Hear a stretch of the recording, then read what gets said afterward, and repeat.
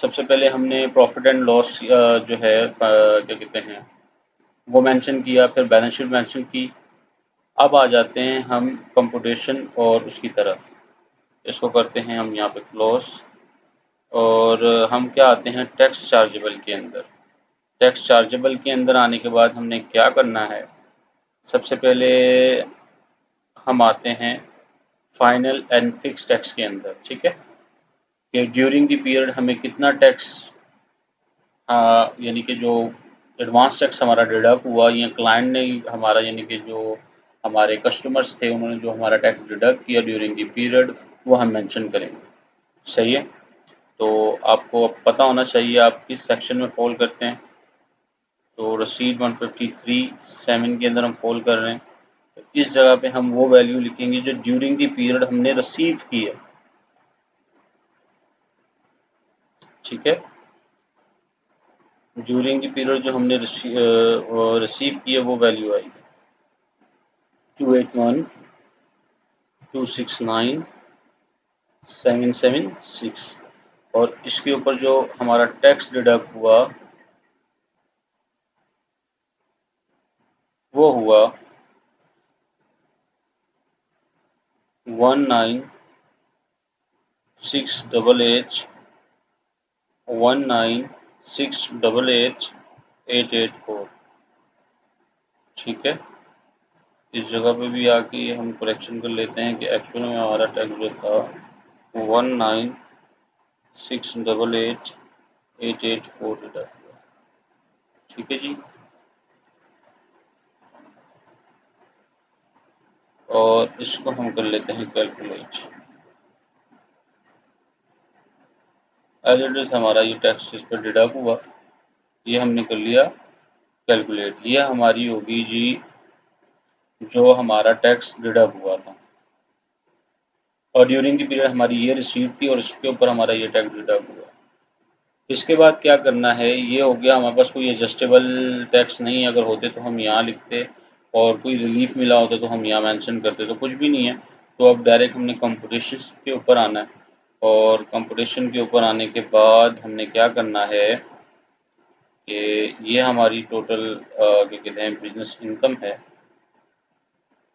सही है, और बिजनेस इनकम ये हमारे पास नॉर्मल टैक्स जनरेट हो रहा है। और एक चीज़ और करनी है, हमने क्या करना है टर्नओवर टैक्स इधर पुट करना है। तो हमारे ऊपर जो टर्नओवर टैक्स लायबिलिटी हमारी बनती है वो हम यहाँ मेंशन कर देंगे।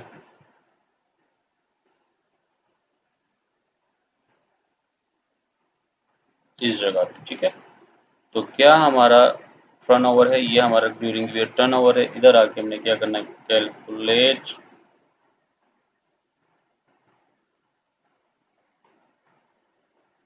ये हमने कर दिया कैलकुलेट। ठीक है जी, ये आ गया।